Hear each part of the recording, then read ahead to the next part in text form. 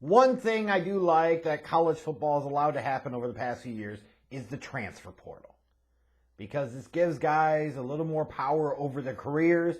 And look, now, as is per typical, right, is coaches can come and go whenever the fuck they want to, whether they're under contract or not, doesn't really matter, right? But all of a sudden the players want to start having similar leverage and power for themselves, their careers, potentially their pro futures.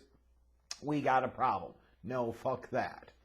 Now, certainly you're going to have guys that'll sit there and, cut tail and go to the next place every year. That's going to happen. That's an unfortunate reality of having more freedom of movement within the system.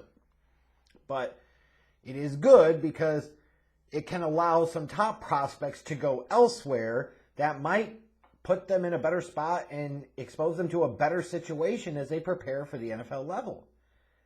And, I was thinking when Jordan Addison made the swap to go from Pittsburgh, and no longer being with Kenny Pickett, to going to USC to play with Caleb Williams, I said, hey, this might be really, really good for Jordan Addison's draft stock, because coming out of 2021, I actually thought he was a little overrated. And you may now have gotten to a point where after 2022, Jordan Addison may be slightly underrated. That could be what the case is right now. Because I did like his game. Some of the things I really liked about him, I thought his footwork was really sound, really sharp. He's quick. He can make effective breaks, effective double moves. So you have some complexity in terms of his route running and his route structure. His upper body movement also is in sync as a route runner. He really sells his breaks well, I thought, in terms of what I saw out of him the past 2 years at Pittsburgh and USC, respectively. He's also got good vision and agility running after the catch. It's one thing to be able to get open and catch the ball. Then it's a matter of, can you do something with it when you've got it? Addison has some ability to be a bit of a yak or rack, depending upon how you classify it, yards after catch or run after catch, doesn't matter.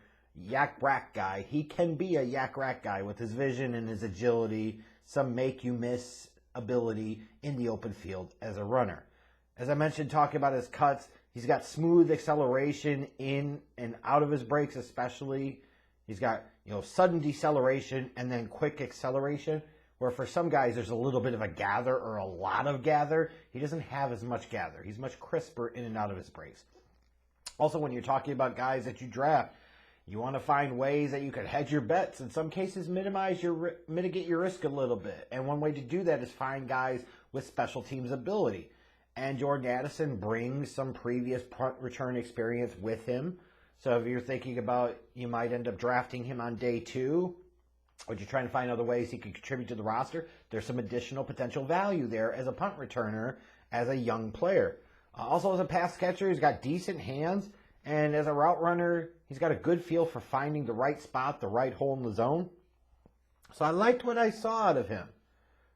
Nothing jumped out to me and said, man, this looks like big bust potential.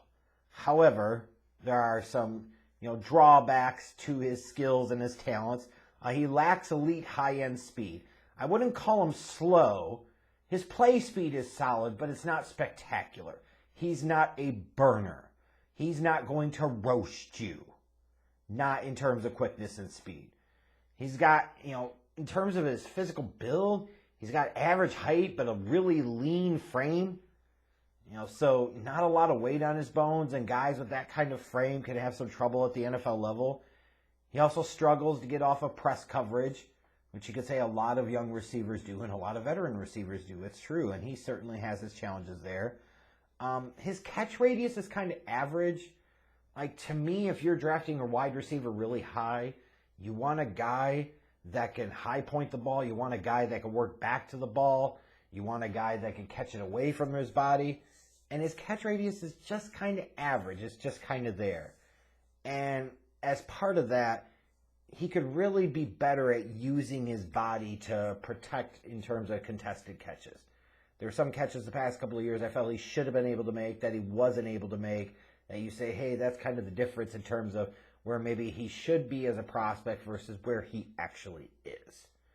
when I was thinking of NFL comparisons for him, the one that jumped out to me was a little bit of a lesser version of Devonta Smith coming out of Alabama. Another guy, average height, but really skinny, really good route runner, not great speed, but good play speed. Like when I pop in Devonta Smith, and sometimes I'll do this when I'm watching certain prospects, when I get a thought or a vision of this is the first guy that they remind me of as a player comp. I will then, after I'm watching the prospect, I'll go back and watch some old stuff or some current stuff for the guy that I'm looking to compare him to.